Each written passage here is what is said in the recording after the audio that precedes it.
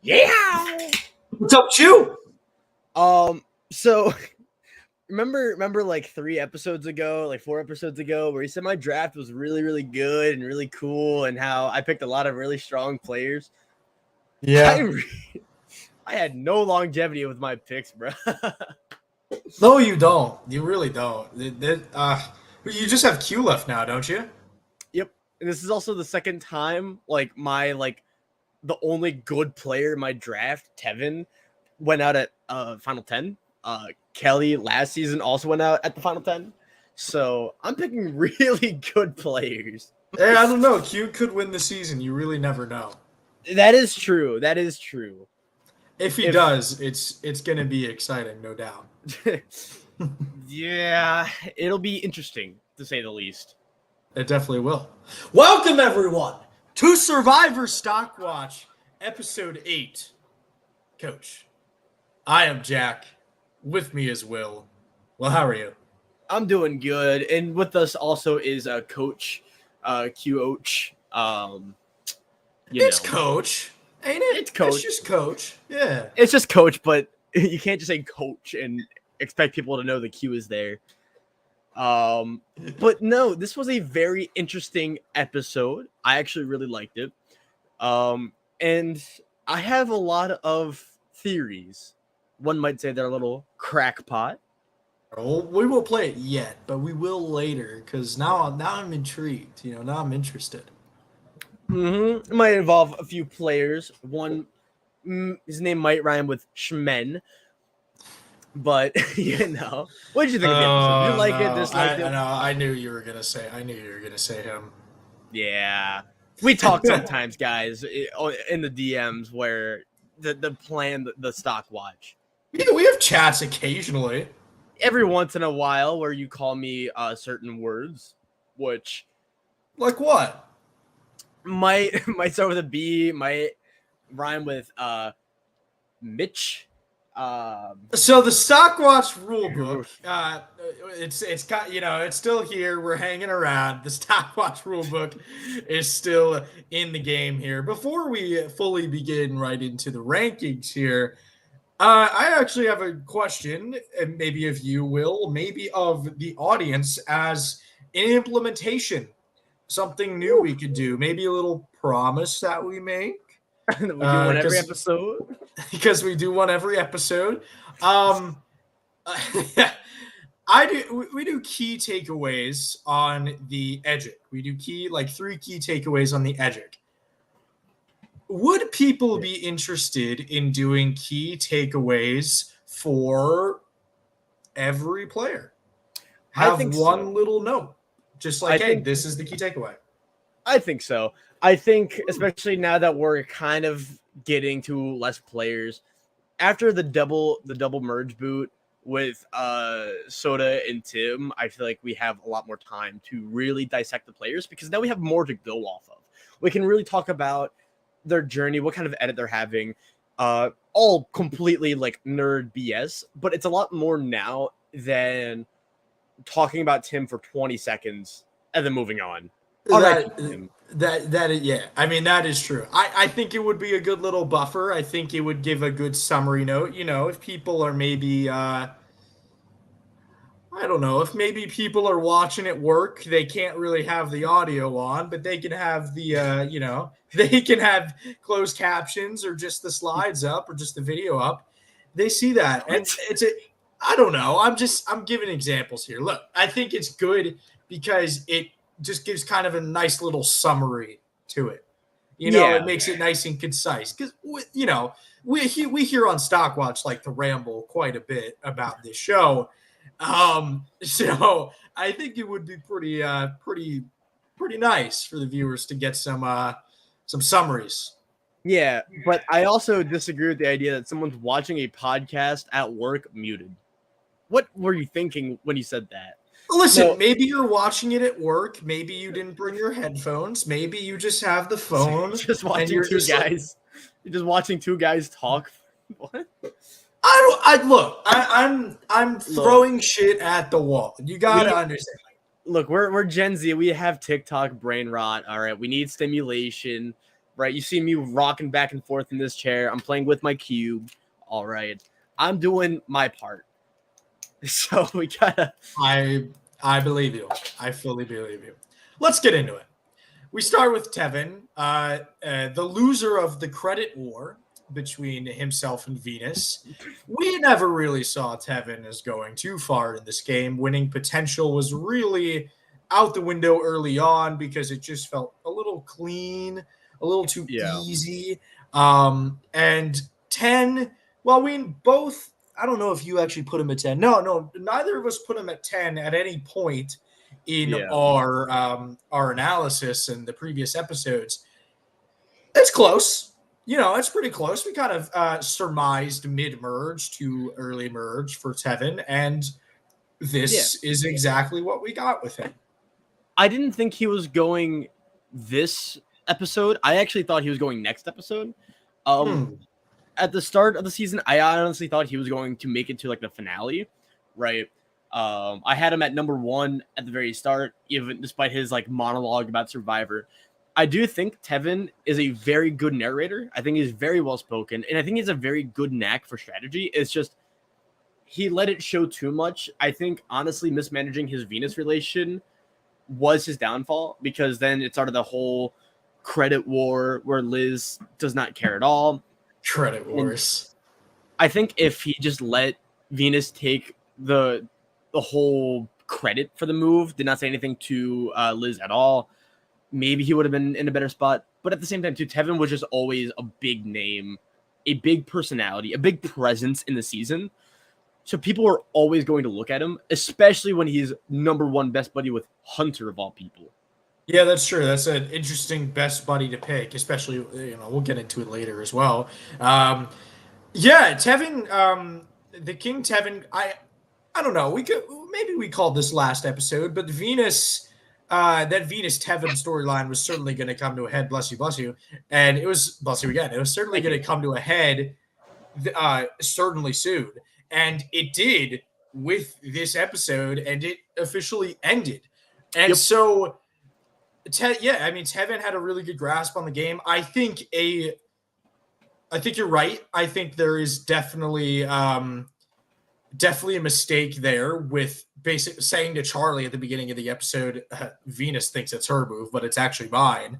And then really trying to win the credit wars outspokenly when you could have just contained it to yourself. And I think that really shook up Liz in particular, who was really looking to make a power move this episode. And Tevin got on the bad side of it. I think it's just wrong application of the move. If you kept it to yourself, let Venus run, let Venus believe that she fully made the move. It was her decision. It'll give you some agency. It'll make you seem like less of a threat to other people. And so we saw the ending of Tevin and Venus's storyline. But I liked Tevin this season. I think he was a fun character. His confessionals always pretty witty, always pretty entertaining. And he was a good strategic narrator for the season. But do you have any other closing thoughts on Tevin? No, I will say I thought he would be more villainous when I first saw him.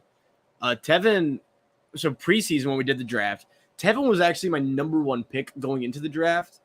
And then I got cold feet and then decided to draft Q instead. And then drafted last. Interesting. Looking back, kind of regret a few things. Mm-hmm. But no, I think Tevin, honestly, is someone we will see back again soon. So I don't want to say goodbye to Tevin because we're going to see him again. Survivor Second Chance Part 2. I don't know. Survivor 50, baby. 100%. You think 50 is going to be the returnees? Okay, well, I think we'll save that discussion maybe for a later one. Maybe when we get down to the final 8, 7, 6 of this season. Yeah. No? Okay. What? Huh? I didn't say anything. All right. Let's go to Ben. Let's hear it. All right. What's All your right. crackpot? Well, should we just play the graphic first? Yeah, play the graphic first. All right, here we go. All right. So All right, you remember lay it on you remember Survivor Nicaragua? Remember Fabio? God, we're bringing this up again? Yes, because it's very applicable. There is one scene this episode that I think saves Ben for me, right? So it's the credit wars. Everyone is, running around talking strategy. Q wants to get rid of Tiffany. Q is like blowing everything up. Tiffany is talking about whatever. Tevin's name is getting thrown out. Right in the middle of it, Ben is hanging out with whoever, just sitting in the water, chilling, and saying, in Survivor sometimes you have to take a break, put the game on pause for like 3 minutes. That reminds me of a confessional Fabio gave in Survivor Nicaragua. I think that this was during the Brenda boot, actually, when everyone's talking strategy, everyone's freaking out, everyone's scrambling. Fabio, just in the middle, for no reason, says, I'm just going to lay low, be cool, not piss anyone off. I think, honestly, that little moment is like a Fabio-esque moment for Ben. And I think if he is the winner, this is the kind of edit I think he'd get. So I have him at number 3 because I'm still not ruling him out. What do you think?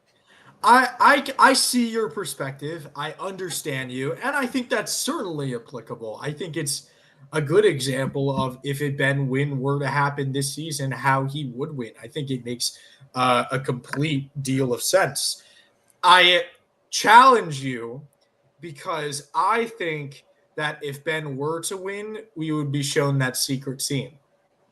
And we're talking about secret scenes here. We're talking about, secret scenes playing a part. We're going all the way back to episode, I think, 2, where Tevin and Venus. Tevin wasn't seen as very villainous in that scene to try and, actually, Mona, we're talking about it right now, that secret scene. I liked it. I think Maria was getting pretty hard-nosed against Ben. It was a nice side of Maria. We've seen the nice, calm, constructive Maria, like the nice parent Maria. We haven't seen bad cop Maria yet, and it was cool to see that in the scene. But why don't they show that? If they showed that maybe next episode, it would be fantastic. And I would actually agree with you, and I would probably move Ben up. I absolutely would. Why was it a secret scene this episode? That's my problem. Yeah, I don't know. But at the same time, too, I'm still clinging on to Ben because I think that everyone else is either too clean or too messy or too perfect. Interesting. Yeah. And so you think the number 1 may be a little too perfect? I still do, but I think this was the best episode for this number 1, and I moved them up, and I moved Taylor Swift down. You did move Taylor Swift down. That is factual. You welcome to number 2. Familiar spot, isn't it?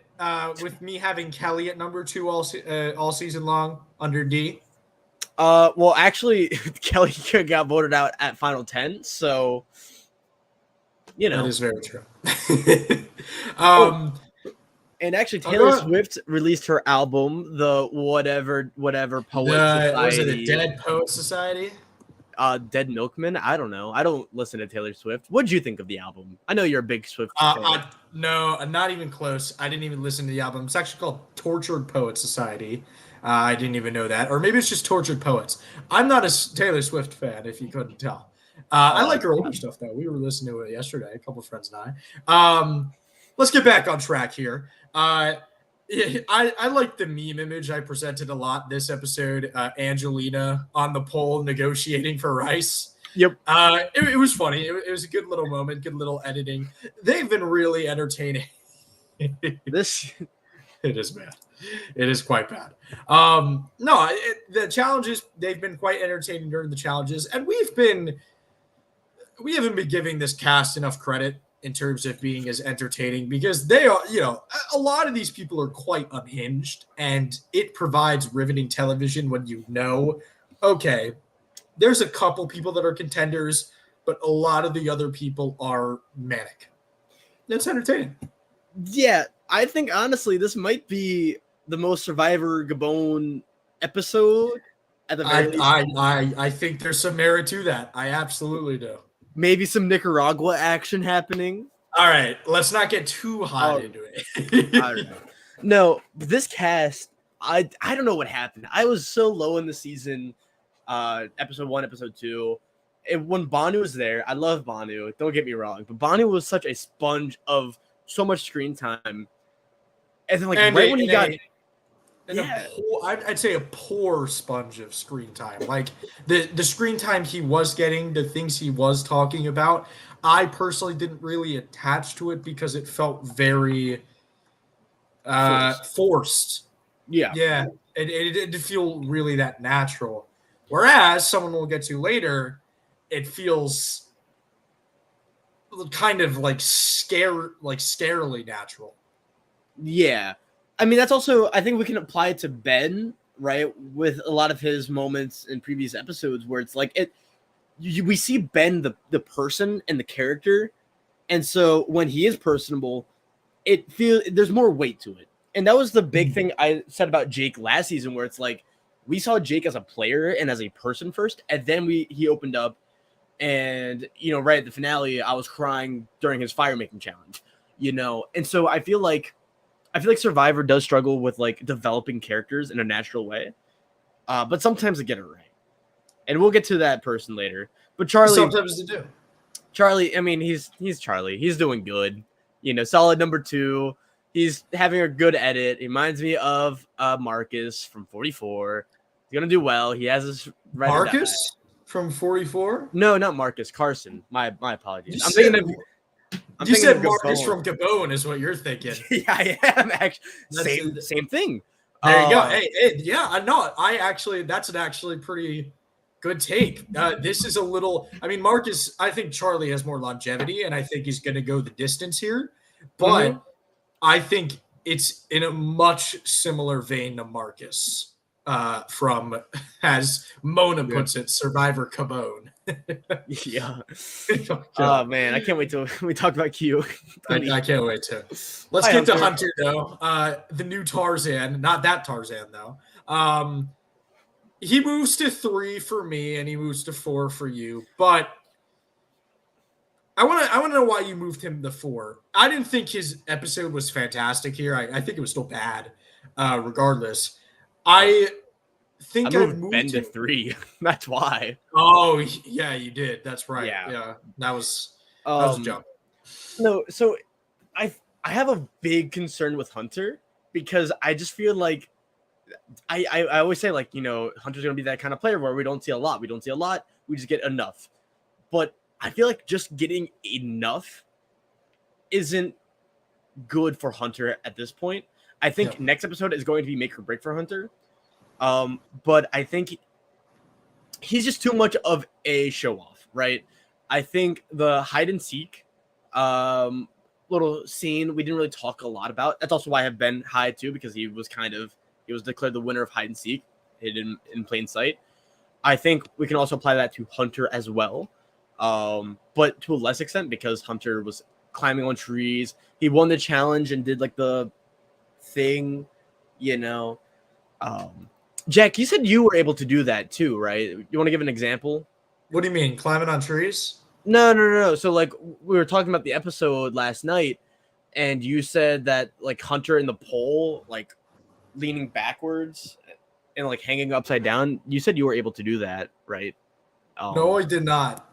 All right, so now you're lying to the No, audience. I never said. I mean, it would be pretty cool if I could. I'd be pretty hype. I don't think I could. You never know until you try, though, and exactly. I think that's the key here. Hunter. A lot of people are like, "Oh my God, Hunter doing that thing at the end of the challenge just completely skyrocketed his threat level." It certainly did. It made it into another stratosphere. But he was always a threat. Yeah. That's the exact point I was going to argue. He was always the threat. Like you look at him in all the challenges. He's clearly doing well. Tevin's hyping him up. Like it's clear he's going to do well in the challenges, and the people are like, "This alone made him a threat." I'm like, no. He has been a threat for quite some time, and this episode certainly didn't help with that. I think one thing that I liked from Hunter's episode was Tevin going home. Hunter got a little bit of negativity. I could move him the negative. I kept him toneless, though. He could very easily, this would be a shielded episode for him. Because I feel like if he were really to just get completely bottomed out, exposed in this episode, we would have more from him. We barely got stuff from him this episode, and I think that's the only really positive point. Otherwise, bad episode. Yeah. But it could also just be like Mariah and Gem, right? Where like Mariah was kind of shielded during the Gem boot, and that did not matter at all. I don't think that's happening here. I will say I do like Hunter's approach, and like he made a lot of really good points too of like why they should keep Tevin. Honestly, I was kind of hoping that they would keep Tevin and vote out Tiffany. You wanted Tiffany gone. I wanted Tiffany gone because I wanted Q to get his way, and I wanted to keep my draft intact. And that's true. Never too high on Tiffany, and so I feel vindicated. So, there you go. We're going to go to Kenzie, our number ones. Much how you said about Ben, like him sitting back, taking a break from the strategy. Yeah, Kenzie said that as well, maybe in a different light, maybe in a different way, but she said that as well. She's taking a break from the strategy. She has recognized that the Yanu 3 has driven votes, especially last vote with Tim. Q, Kenzie, and Tiff were really dominating that Tim vote out. Yep. Kenzie taking a break while Q was trying to drive everything and Tiffany was becoming a target. Kenzie took a break from it all, and a smart break. This is like, in my opinion, you want to build yourself up as a good player, a decent player, going into this final 10, final 11 kind of area, and then lay off the gas. Yeah. Because like all the big players, you talk about Ricard from 41. You start to talk about Jesse from 43. You talk about maybe a little bit of D from 45, even though that's a little bit of a different scenario. They started to try and drive. This is me picking a sliver of fandom that would be using to save the planet if it were for survival. You think me and Jack are going to save the planet, bro? You think me and Jack can put together? I certainly think we could. Make a difference in the world? Okay, actually, maybe. I certainly think we could. I think there's true high possibility, Sans. We thank you for your support of Survivor Stockwatch. And welcome aboard. Welcome aboard the crazy train. Yeah, I think this was the perfect time for a break for Kenzie. I think riding low from now, like she's got the story of being on Yanu. She won a challenge. She hasn't had her name written down. She was a target early on. Now she's not a target. Let it ride until final 6 and then just start pulling it out again. It's exactly what you're supposed to do, I think, in the new era, certainly. Like Marianne, a little bit of Jam thrown in there as well. Like, it's what you want to do. D. And Kenzie is doing that. Yeah, not and only D. That, there you go. But I made sure to pay attention to the scenes right after, right? So when you're saying, I want to lay low, right, you have to then be shown laying low for it to matter. I was recently rewatching Survivor Philippines, right? It starts out with Russell going, I don't want to be the guy in charge. That gets you nowhere. And then he's shown being the boss and the leader. Kenzie was shown being in the conversations, but she didn't say a single thing. I think that is very important. And that was the one scene alone that made me move her to number 1 because she was shown actually doing it. Yeah. I mean, following up on it, she doesn't need to be this great. Like, I think this was the exact episode you needed from Kenzie to establish her as the clear number one. And I think it's funny that we originally both kind of pinned her as the dragon of the season, but I think more and more it's starting to become the exact formula for how to win in the new era. Like, she has mastered it, and it's cool to see because I think she realizes she has this good story. She doesn't need to be the one driving votes. Let's sit back for a second. Let's let it all ride out. And then once the chaos is done, we'll get back into the swing of things. And by that point, it's already too late for everybody else. And she knows that. And I think the edit is really trying to show us that. And I think that's why she's probably going to be the winner. Kenzie is showing us the game they told us Michelle played. Yeah. I mean, I was going to say that. Yeah, that's a good example, Zans. That's absolutely a good example. My only fear, though, and this is going back to Ben. I know. I think we're in for a unexpected winner because I was not really high on Kenzie at the start of the season. I feel like even the new era winners, they had a good premiere or a good start and then kind of fell back and then came back in round final 11, final 12, and then fell back again, right? And they kind of had that progression. For a while on the original Yanu, I honestly thought it was more of Tiffany's game until I went back and like really analyzed it. And, it was a little bit of Kenzie, but it was shown through Tiffany's perspective. That could either be trying to hide Kenzie because she's a dominant winner and Survivor doesn't know how to handle girl bosses. Sorry, how it is. Or Kenzie could be the dragon. I'm still at least a little committed to that idea. You are weary, as one would say. I am very weary. Oh my god. Ah, man. Let's move on before you get too weary here. We go to Liz. Everyone in their mother is claiming that Liz is Erica Capsinan? I think that's the last name. Erica Canadian, bro. That's what I call her. That's a good one. Let me see. Erica Kisupanen. I'm terribly sorry if I'm pronouncing that wrong. 100% Erica. Yeah, definitely, yeah. Erica Canadian. Liz is not the second coming. We're going to go ahead and break the cold water. We're going to go ahead and lay it down slowly. Not even close to the second coming of Erica. We ruled out Liz pretty quickly early on. Yeah. To me, this wasn't the perfect episode Liz needed for Liz to suddenly become this fantastic character. Let's talk about it. Let's talk about the Erica comparison here. Erica was shown very briefly in the premiere with a nice little quote and then disappears. Episode 4 was the key because it showed Deshaun and Danny really, really trying to go after Erica, throwing the challenge, doing everything they could to get rid of her because they had believed she was such a big threat. It didn't happen. And why were we shown that episode is because it would matter later in the season.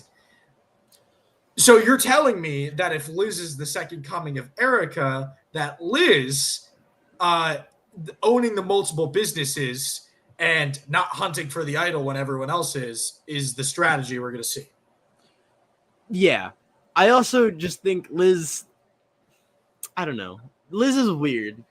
I think it's also not unheard of Survivor to where what Survivor Now podcast is not owned by Liz. Let that be known. Moved her down, bro. I moved her to 8.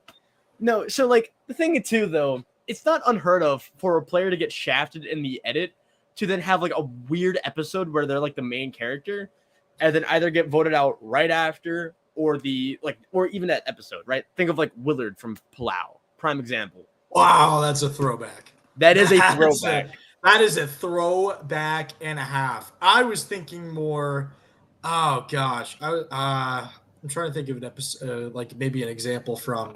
You keep talking. I'm going to look for an example. Yeah. So I do think this was a very good episode for Liz. I think this is her episode. She was shown to be very normal in the Sea of Chaos. But at the same time, too, she got shafted the entire pre-merge.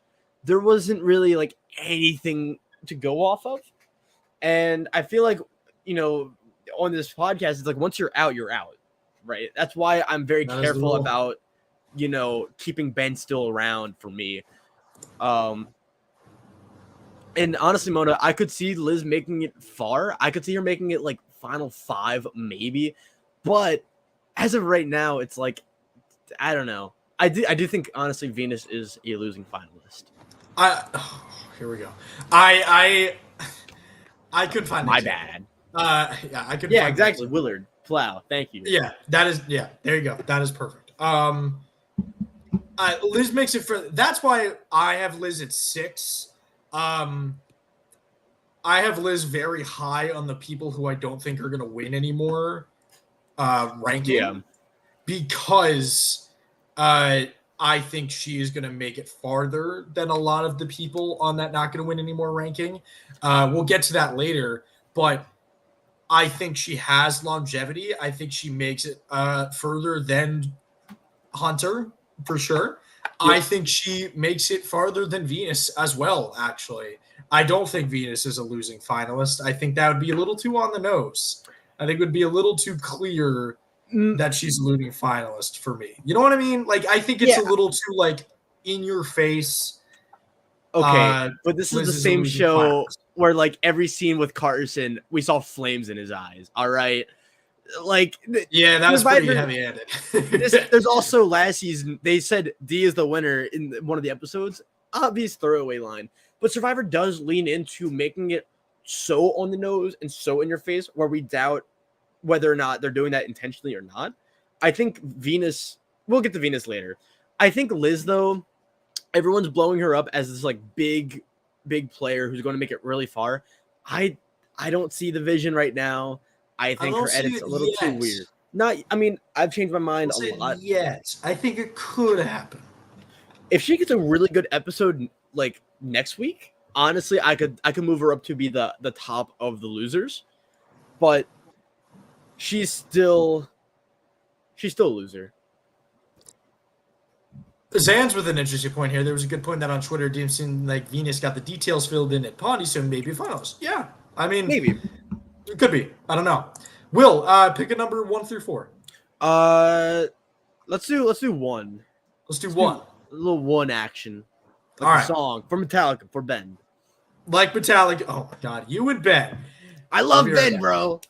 Hi, Survivor Now podcast listeners. I am Katie from KT Designs, better known as Katie Tedesco Art on both Instagram and Etsy. I have been designing and selling Survivor products for over 7 years at my Etsy shop, including replicas like hidden immunity idols and Survivor trading cards with all of the players' stats on the back. I am so grateful for Survivor Now for giving me this shout out and helping me reach even more superfans. I love listening to their podcast. So if you are looking for some really unique reality TV products for yourself or to give a superfan in your life, come check out my Etsy shop at www.etsy.com/shop/KatieTedescoArt.com. Go get some more. Shout out to Katie Tedesco, bro. Go get some more. Oh, Maria, the death of Maria. This hide and seek, let it be known as the death of Maria's winning chances on Survivor 46. I can't take it anymore. I'm done. I truly can't.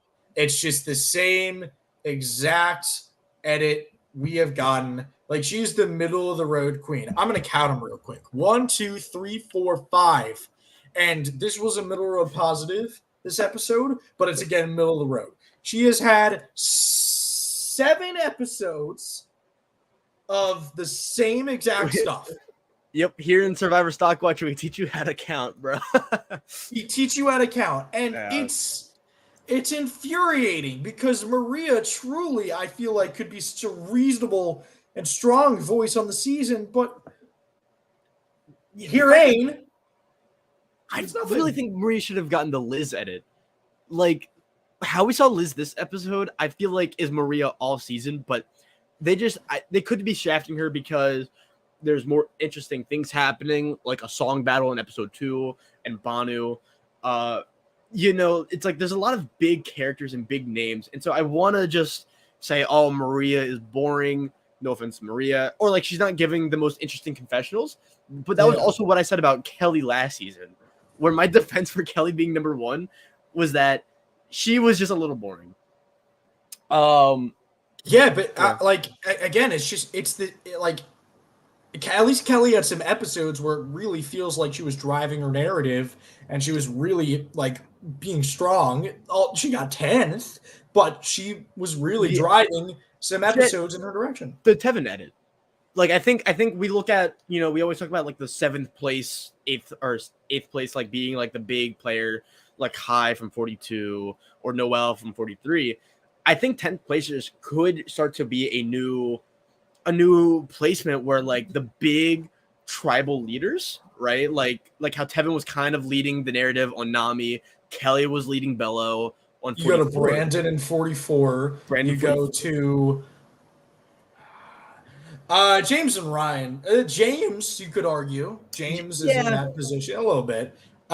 42. I get what you mean. I think the 10th place surely becomes that. But again, with Maria, it doesn't after hours rating events that came with the secret scene. I mean, the positive for her is that we didn't see that secret scene. If we saw that secret scene, I feel like it'd be a little scary for Maria's chances completely. But at this rate, I just don't see it. I think it's just so clean. I think it's just too small, and I hate it. I do.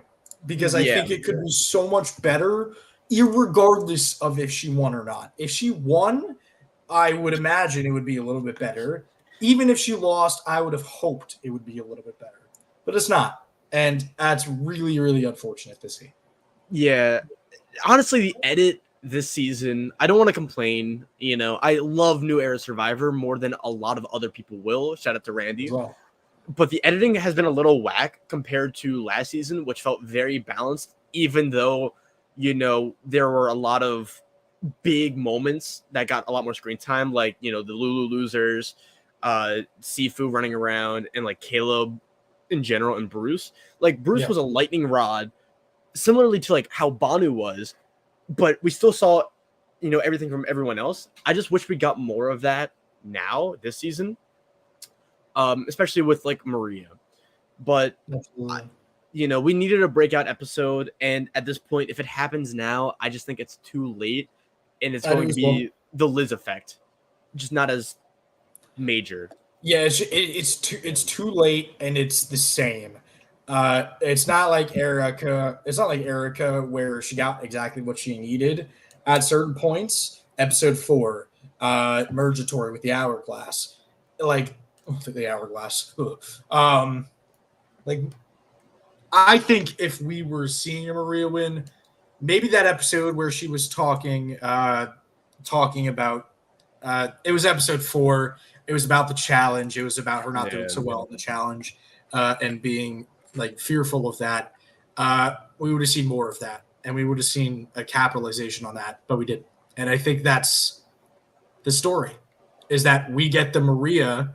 We certainly do, but we don't get the Maria we need. We don't get all the Maria we need to really make it solid for a win. So, yep. Here we go. Hey, all right. It's game time. Oh man.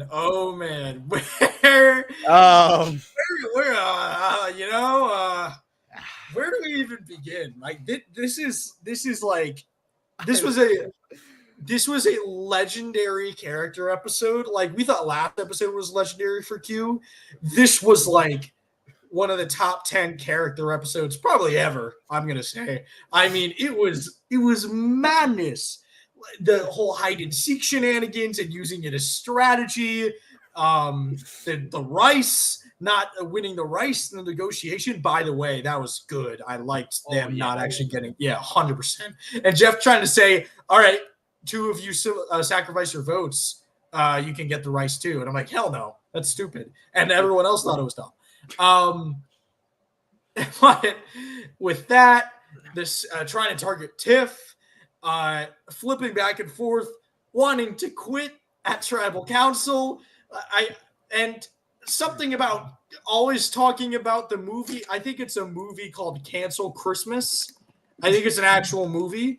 It's with Justin Landry and Judd Nelson and Connor Price, the famous Instagram TikTok rapper, is in it as well. What the I'm gonna curse. What the fuck happened with you this episode? In general, Like how did it become? The signs were there. The signs were there at the very beginning that like Q was kind of justifying his actions as a strategy. You know, him wanting to quit in episode 3, there's a justification, and wanting to quit even on Sweat versus Savvy, justification. Like, yeah. No, my gosh. So, like, the Yanu 3 originally, I thought were like the normal people of Yanu stuck with the screwballs that were Jess, Jelinski, and Banu. How is Q like more insane than Banu? Yeah. Q is more insane than Banu. It is insane. Banu was just a mess, and Q's a mess, but he's intentionally ridiculous, an unreliable narrator. Like, people love to, you know, talk badly about New Era Survivor, right? People always go on the rants like New Era Survivor sucks, all the casts are bland and forgettable. And it's like, yeah, you know, for every you know cast, there's a lot of duds. That is every season of Survivor. All right. Can you tell me who the 4th boot of Tocantins is? I didn't think so. But Q has been a standout character in the New Era. I will put him up with the Emilys, with the Jakes, the Carolyns, the Jams, the Jessies, of just like amazing characters, you know, all for different reasons. Q is the New Era coach. He is. It is clear as day. I mean, it's just absurd the way he handles the game, and I think it's great. I think it's funny. I think it's smart. I'm not gonna say it's dumb. I don't think it like there's purpose and there's clear intent behind what he's doing. Sometimes the action that follows can get a little murky, but the intent makes sense. And I think it's nice to have just this agent of chaos on a season. Not just where like there's a ton of game bots, but just on a season period. You know, you need someone like he was casting gold. Like how you find this guy, but he's the number 2 Remax agent in the country, by the way. I'll have you know. He's a pretty good realtor. This guy's insane. And I don't know how he managed to get on this show. I guess I know how he managed because he was gold. And it's just, it was entertaining to start. It was entertaining to finish. The end will come surely. But it's been so good. So many laughs, so many giggles. Like even in the beginning too, like calling Banu to his face Philip Shepard, and then having Banu be like, "You're correct." Like, I love Q. Q honestly is making the season for me. I mean, I regret drafting him. He was my number 1 pick. I actually wouldn't really regret drafting him at all. I think this is a great. Just you picked the best character. I did. I picked the best people, bro. Absolutely. There's also a tweet by Randy Bailey, who is like one of the only Survivor alumni I follow on Twitter. He said Q is either getting the most incredible winner genius edit in the history of Survivor, or the biggest dumbass edit in history. And I think that's quite fitting. I mean, we think it's the latter, but you know, I would love a final tribal council with Q where he's like, you know what? I don't need the million. I don't deserve to win. I did not play a good game. And then they voted. And then 5 minutes later, he's like, I played the best game. I deserve to win $1 million. And like, that's just Q. That's, you know, it's so great that the first player in Survivor history with Q as the starting letter of their name is just so great. Because now we remember Q, like the letter Q of Survivor is only Q. And the Q skirt was a business proposal that I will surely be investing in. I mean, everybody can wear a Q skirt. You know, like help them sell some merch. You know, that's real merch right there. He needs to get with Liz, bro. Have Liz's business savviness with Q's genius idea. Oh my God, they'd be billionaires. They would make so much money, bro. It'd be fantastic. All I right, love we've had Tiffany, our though. we've had our fun. Let's get back to the He's not serious winning the stuff. game. No, he's not. Not even close. Yeah. I'm losing hope in Tiffany as well. That's unfortunate. She was my number one. She was my winner pick. But I'm losing faith. It was a bad episode for Tiffany, in my opinion. She's being a little too loose with her strategy, a little just distrusting of the six, which worked out for her. I mean, the six is basically done and Yeah. was completely eradicated this episode. But I think just her willingness to jump on it that quickly shows that she was never really loyal to that idea really at all. And I think moving forward, I don't really know what to expect or want from Tiffany to see a win out of her. I really don't know what Tiffany needs because it's just starting to feel hopeless. It's starting to feel hopeless for a win, and I don't really know what she. Yeah. I mean, I don't really know anymore. We can go back to the beginning too, where Jeff Probst says, someone will just have no shot to win the game. I was thinking that was going to be Kenzie, and that's why I put stock in Ben. I bring him up with every single player I know, but I think was a good point as well. Yep, that I was going to say that's something I like. I always try to look for the small things, the subtle things, and that results in me missing the big picture. Like think of last season with Kelly, but like Tiffany just isn't getting her way, and we were showing her getting undermined time and time again. Where even now, if she gets her way, I think it's a little too late. I don't want to say she's out because Tiffany still has a good presence. And what's up, Jay? How's it going? I just think I don't know anymore. I might rule her out. Like 5 is the cutoff. Anything below is out. Yeah, I might rule her out. If I don't even know what to expect of her next episode, but I think it needs to be just so abundantly clear that she's the winner next episode, or she's so out. Specific. It needs to be something like so niche, so specific.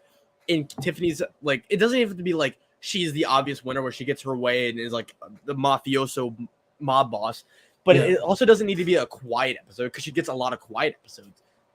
She needs more subtlety in her edit, I think, where it'll point her in the right direction. Or maybe like Kenzie gets undermined and it's shown that Tiffany was really the pillar of the Yanu 3 all along. Yeah, absolutely. Yeah, I really don't know. I'm genuinely at a loss. I'm actually quite unsure of how to play this. And I would say a little bit of a sell for this episode, like a bad episode for sure. But just, I don't know. Hopefully she doesn't plays her immunity next episode and doesn't get blindsided. I mean, hopefully, but I mean, what can you expect? It's going to be interesting. And Jay, lack of personal content rules her out. Yeah, I think a really strong personal episode where she factors that into her strategy. That's what she needs to really get back into contention. But she's like hanging on by a thread for me, y'all. Yeah, so I think like a moment where she's like, I failed time and time again, but I still roll with the punches. I still build myself up. I think that's like a kind of confessional Tiffany would need, because then it would explain why she's not getting her way. But the fact that she's still fighting in the game, I think that's a kind of, I don't know. Like she did get a little bit of personal content in episode 2, right, where she was crying after the challenge. Yeah. But even then, it wasn't a lot. And I still I saw that and I'm like, oh, it's a good moment for Tiffany. But I don't know. It sucks. It sucks. I love Tiffany. I think she's a very entertaining personality. She's got a lot of spark to how she plays the game, and I want to see more of that. But I just don't think it's a winning combination. And I think unless something drastically changes next episode, it's not going to be a winning combination. Yeah. We finally go to Venus, ending the credit wars, winning the credit wars. Do you think she's a losing finalist? Like, is that crackpot theory really going into play here? I don't think it's crackpot, because it's a crackpot is like saying Ben's the winner, right? A crackpot saying like, oh, Tevin. I say that a lot. I don't think Venus being a losing finalist is as insane as we're making it out to be. I do think it is a little ham-fisted. I will agree with you there. I do think it's a little on the nose. But again, like, there are times where if Survivor can have an obvious storyline, like a storybook storyline, they will do it. We saw that with Carson in 44, right? Where he was so prepared for Survivor, but couldn't make fire, right? Even same season, Jam. If you vote for me, you're getting voted out. That was such a winner thing that they did, even though it was very ham-fisted. Where it's like I could see Venus, on her own being a losing finalist. She's also terrible at the social game, very rude. We saw her going up to Hunter like, "Hey, we need to talk strategy," and then Hunter being like, "Can we just vote her out?" No discredit to Venus. I think I'm sure she's a great person. I mean, I'm pretty sure Matthew met up with Venus at one of the Bryson One Presents. Oh yeah. I'm sure Venus is a phenomenal person, but her game just does not read as well. But the funny thing is, inadvertent or not, 2 episodes in a row, the person she's wanted out has gone home. Yeah. I mean, at the same time too, though, she doesn't. It's shown that she's not the reason why they're getting voted out. It's coincidental, right? Like Soda did not go out because Venus put in the legwork, and we were showing her trying to put in the legwork, and everyone just being like, "Okay, that's not why we're voting out Venus." She did win the credit war, I suppose, with voting out Tevin. What I will say about Venus, she is a fantastic character. She is right there with Q, terrible at the game. Like, I would never want to draft Venus if we had to run the season back. Like, I don't see Venus ever winning a season of Survivor right now. Yeah, any combination. In any season, except for Nicaragua, right? Gabon, whatever. Anybody on the planet could win Nicaragua, except for Brandon Ants. Except for Purple Kelly. Except for Purple Kelly. Venus said on Twitter she wasn't going to watch last episode. I see that. I think she was just upset by people not really maybe listening to her. Maybe a little bit of Tevin mocking her in the confessional. Definitely maybe rubbed off by that. And I'm going to say it. This is so clear. Please don't go bully people on social media. Especially when they're entertaining, bro. Yeah, especially. But just in general. Don't be an ass. Don't go into people's DMs and just be a dick to them. Yeah, they have the courage. Yeah, they have the courage to go up on TV, do the things that they do, starve on an island for 26 days. They have the courage to go do that. Yeah. Do your part. Don't be a dick. Go in DMs and give them praise. Every once in a while. Say, hey, I really loved you. You're awesome. That's good. They like that, I'm sure. The internet is such a cesspool of negativity. We do not stand for bullying. Obviously, me and Jack talking about, don't bully people. That's not going to help the cause, but we want a clean community. We want a healthy community. We don't have the biggest pool on the planet, but we have our small group. And Mex, shout out to you. I love Fabio. He's maybe my favorite winner. Hard to say. Definitely top 5. That's insane. That's an insane take. I don't. Top 5 personal favorite winners, not top 5 game players. I think I'm really 100%. I can explain why later. But Venus, don't bully people. Don't be a dick. Thank you, Jay. All right, we'll be like Fabio. Let's just move on. Let's just move on. Tier list, quick hits. Here we go. Kenzie with a good episode. Exactly what she needed to cool down. Good. Charlie, stay. Same old Charlie. Just the exact same stuff. Hunter and Tiffany, sell. Bad episode for Hunter. Not as bad as Tiffany, in my opinion. Hunter still feel like could win, but it's getting a little weary, as Will Weary West would say. Yep. And Tiffany with a bad episode. Don't know what to do with her at this point. She's got to have a good episode to me to make her get up again in the contention rankings. Otherwise, out the door. And then everyone else, out of why do you have it? No chance, no buy. Except for you. You have Ben. I still have Ben. I'm still. What's up, hello? Hello, hi. Good to see you. What is this? Who is this? Yo, we're getting new people in the welcome aboard. Zans, Mex, And hello. And hello. Welcome aboard to the Stock Watch community. We do these episodes every Friday, 2 p.m. Eastern time. It's always a fun. You know, yeah. We have banter. You can make fun of us. Yeah, kick back, have a nice cup of water, and just sit back and enjoy. Drink your energy drink. Yeah, just enjoy some banter about Survivor. I still have been high just because, again, I understand all the concern. It is a crackpot, but we're really, removing a lot of the pieces on the board. I think there's still a chance. And the fact that there is a chance still, it speaks more about Ben as a potential winner than like Maria. Because I think Maria now has no chance to win. And Q, what is he doing? I don't know. I think one thing real quick from Jay. I think Venus will try to take credit. If she wouldn't, I hope so. It would be a disservice if she didn't, because that's her character, and I love it.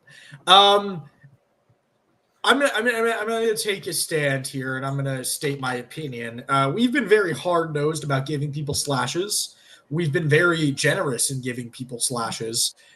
In my opinion, if Ben were to win, right, or God forbid Liz or Maria as well, which would be great. If someone with a slash were to win this season, I mean, obviously we'd be wrong. That would suck. I'd be right with Ben, but you would be right with Ben, but it would still suck.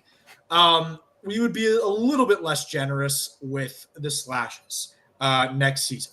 Yeah.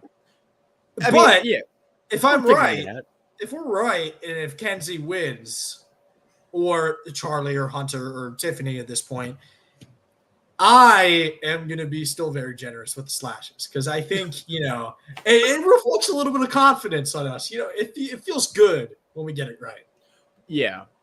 I mean, we're still figuring out Stock Watch. This is our second, full season.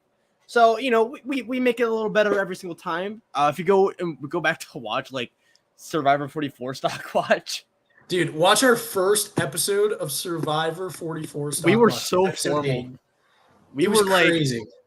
We were not as, we didn't have banter. That was our first time talking to each other, by the way, guys. So it was awesome. It was.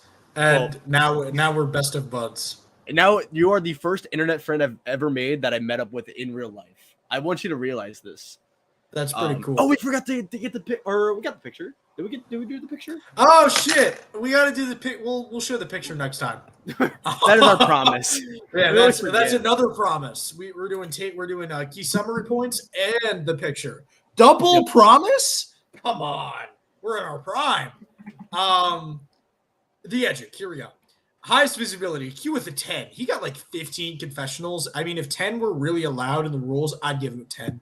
Lowest visibility, Ben, Hunter, Kenzie, Maria with a 2. Best marine, Maria. I mean, you could say Ben. Let's go Stockwatch stream. Thank you, Philip. You're the man. Yes, we like it. We like to see it. I'd probably change it to Ben in hindsight with best rating. Worst rating, I mean Q. But also Venus with that over the top negative. Don't forget that. Key takeaways here. Kenzie with a phenomenal cooldown. It's getting clearer and clearer. It looks like pretty crystal. Looks like Jam's edit. I mean, it's getting clearer for me. Maria, in terms of the Edgic, in terms of the raw look of it, it's looking like a lot of early Game Changers Jeff Varner. Jeff Varner, not, before all the terrible shit. Early Jeff Varner was middle of the road 2 or 3 every episode. And so Maria is hitting that kind of note for me where it's just the narrator that's just there and just kind of giving thoughts. And Tiffany slipping quick. She needs something drastic next episode for me to bump her up back. Otherwise, like Will said, I may have to eliminate her, which sucks. I hate him, but I may have to eliminate her. Any thoughts? Yeah, I agree with Tiffany. Again, she needs a very specific episode, which I just don't see it happening. But yeah, no thoughts on the Edgic. It's all nerd BS anyways. Cool kids do stocks. Cool kids do socks. Nerds do Edgic. We rounded out. So again, 2 promises. Number 1, we'll have the photo of me and Will meeting up. We'll make that apparent. And number 2, we will do key summaries for everybody left in the game, including the people eliminated. I think it'd be cool to have a little like why they were eliminated blurb hanging in there. But Will, Jack. this has been the Stocks. All right, calm down, sir. Have you been drinking? Do you have anything else to say? Again, we do these podcasts every Friday at 2 p.m. We've actually been really, really good about not changing the schedule at all. So Yeah, we've been at 2 every day. Yep. Except for me being like 5 minutes late last week. Who cares? But yeah, no, this has been a really fun season, a really weird edit too for a while. Now it's starting to get a little more clear, but there's still some room. So the problem with the slash on the breakout episode is that we're going to the rule book here. Yeah, like so once we rule someone out, they're done. Doesn't matter if they have a good episode. And so Liz has had a slash for a good while now. I think it's like episode maybe like I want to say 3 or 4. I think we started at 4 or like start of episode 4. Liz has had a slash for the entire season. And so I just feel like just because it's a personal episode, it's I don't know, or a good episode doesn't really mean that she can be the winner unless we're getting Erica. Like, but even then there was I don't know. I feel like the fan reception to Erica was so poor. I feel like the editors would try to go around that. Yeah, and again, just Zans, you're new. We welcome you. Thank you for coming. Thank you for chatting. And it's just the rule book. That would if that rule weren't there, if it's not permanent, I would say a hold is fine. I think that's fine. Yeah. Maybe even a good episode is fine. But it's the rules, and we abide by the rules. It is the rules we made that we will stick to. We are not bending our own rules that we made. Anywho, but thank you all. Nice seeing you, Jay. Nice meeting you, Zans, and hello, Jay, and Mex, Mona, Philip, Mona too, Phillip. Mex, hello. I miss hello. Baltimore, you're bro. Baltimore rules. Don't get me started on Baltimore. Do not get me started. Maybe Mex. We'll see next episode. We'll see how it goes. But we should end it here. Thank you all for watching Survivor Stock Watch Episode 8, Coach. We have appreciated your time. To any returning viewers, thank you for watching. To any new viewers, we hope you stay. And we will see you next episode where I'm sure Q will probably have 20 more confessionals. Yeehaw.